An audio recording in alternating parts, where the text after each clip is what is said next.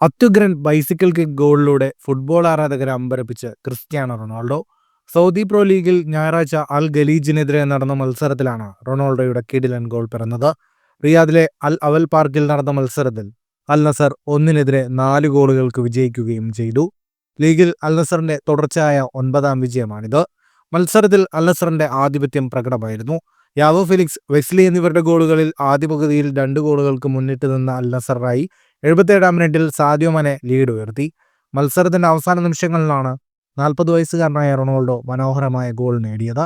ബൗഷാൽ നൽകിയ മികച്ച ക്രോസിൽ നിന്നാണ് റൊണാൾഡോയുടെ ആക്രോബാറ്റിക് ഗോൾ പിറന്നത്. ഈ സീസണിൽ ലീഗിൽ റൊണാൾഡോയുടെ 10ാം ഗോളാണിത്. പ്രായം തളർത്താത്ത റൊണാൾഡോയുടെ അസാമാന്യ വൈദഗ്ധ്യമാണ് ഈ ഗോളിലൂടെ വ്യക്തമായത്.